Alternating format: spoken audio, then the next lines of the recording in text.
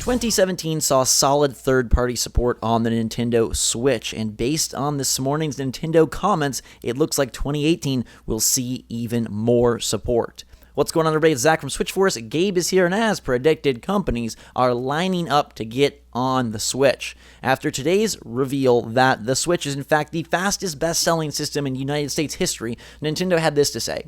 This year, Nintendo Switch owners can look forward to Nintendo-published games like Kirby Star Allies, Bayonetta, Bayonetta 2, and a new game starring Yoshi. Fans can also expect continued support from major publishers such as EA, Activision, Ubisoft, Capcom, Sega, Take-Two, and Bethesda, plus a growing catalog of quality content from indie developers. Now, this is a very throwaway paragraph, but when you look at it, we're listing every major publisher, and I feel like the most important ones here are EA, Activision, and Take-Two.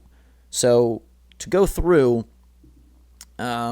well, Ubisoft, I guess, as well, because we're not really sure what they're putting on Switch this year. But to go through, I think Activision probably is the biggest thumbs up of this bunch, because they didn't really do much year one on Switch. We've talked ad nauseum about getting Call of Duty or something of that sort on Switch, and I think it would be fantastic if they support beyond their family titles.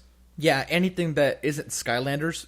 I mean, obviously that's the only thing we have on Switch from Activision, so anything that is bigger and better than that, I'm all for. Activision is sorely missed over here on the Nintendo Switch, and yes, it does feel like it's time for them to finally come on board. EA-wise, they dropped FIFA last year, and they talked about how they'd have to see how that went before they devoted more resources, but it seems like they are ready to put out more titles, and hopefully, Gabe, that includes your much-awaited Madden title that you can take on the go. On top of that, though, EA has a bunch of franchises that were on the 360 and PS3 era that would now transition and work super well on the Switch.